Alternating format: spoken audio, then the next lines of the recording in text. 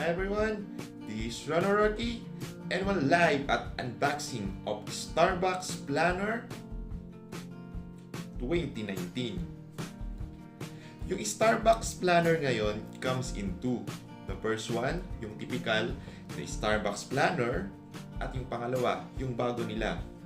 Itong hawak ko, ang Starbucks Trouble Organizer, wherein meron siyang pouch at dito natin ilalagay yung Trouble Organizer na kinocompose ng pages na may mga notes. So, unahin natin ang Trouble Organizer. Join me as I unbox my yearly collection. Natin buksan ang Starbucks 2019 Trouble Organizer. So as you can see, nakasealed siya sa box.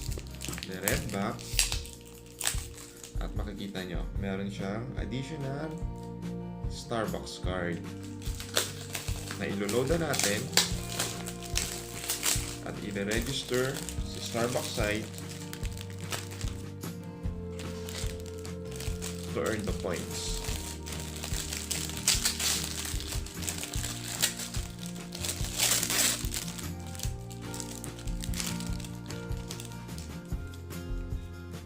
So ito yung isa. The Starbucks card. So kung nagmumulekta kayo ng card, gaya ko, this is another additional collection.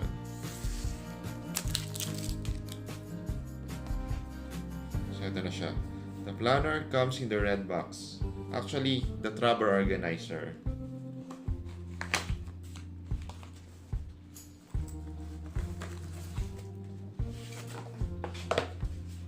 So here one.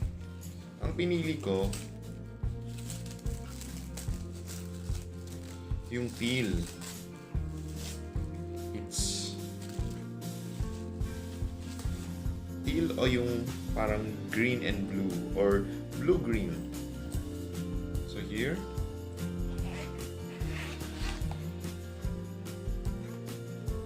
ito yung Starbucks planner na nakatago siya dito sa pouch. Wherein this is the pouch. Pwede mo malagyan ng mga cards, IDs, cellphone, credit cards, debit, mga discount cards, lahat ng cards pwede natin ilagay dito. So yun siya.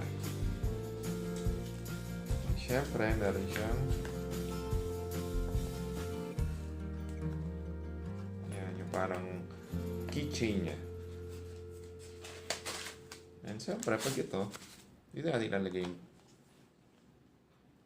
ito mismo. Yung Trouble Organizer. So, bakit siya tinawag na Trouble Organizer? Actually, small one, mas maliit siya kesa doon sa typical na kinokolekta nating Starbucks planner. And kagaya nga nasabi ko kanina, iba tong Trouble Organizer. Dahil ang laman niya, hindi siya typical na parang diary na pwede kang magsulat kada pages. Because ito, ang laman niya, notes lang. So, sa umpisa, first page, personal information. And then makikita natin calendar ng 2019 at 2020. At ito na siya, grid na siya. So, yan. Grid lang siya, blank lang. So, diyan ka maglalagay ng notes. Unlike yung nakaugalian na natin na Starbucks planner, kinocompose siya ng pages na may mga dates na ginagawa natin usually na diary. Pero ito, yan lang siya, blank page and the grid page. Yan lang yung composition niya. And also,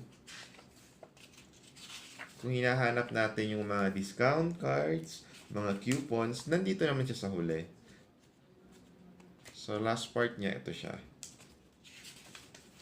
So, the same thing with the planner. Ito, yan yung mga coupon na monthly may makukuha kang discount, free upgrade, free wrap. So, lahat yan. So, ito siya. So, ganyan lang siya. Maliit siya. Trouble organizer, the tin, and dito mo siya ilalagay whenever tapos na. So, yan lang siya. Unlike yung typical. So, ito yung bago ngayon ng Starbucks. It comes with the trouble organizer. So, actually, this is not my first Starbucks to collect for this year. Kasi nga, mas nasanay tayo sa planner at nasanay din ako. Kasi doon ako nagsusulat ng mga schedule ko ng activities. Kaya, after kong makolect na nito, we will have a second round of collecting stickers now for the planner na i-unbox natin on the coming days. So, this is it. We're done. We're done unboxing the Starbucks Trouble Organizer 2019. Actually, first time to ng Starbucks na mag-launch ng Trouble Organizer because yearly, yung nakagiwaan natin, they always launch the Starbucks Planner. And actually, itong Starbucks Trouble Organizer comes in two colors. The first one, itong hawak ko, yung teal, and the other one is the orange. So, nasa inyo kung anong pipiliin nyo. Itong teal or yung orange. Pero sa akin, pinili ko itong teal. O yung sabi nila, blue-green because mas millennial daw. So, ang next unboxing na natin is yung Starbucks Planner 2019. So, start na ulit tayo ng collection. 18 stickers to go again for the next round of collection. Join me in next unboxing.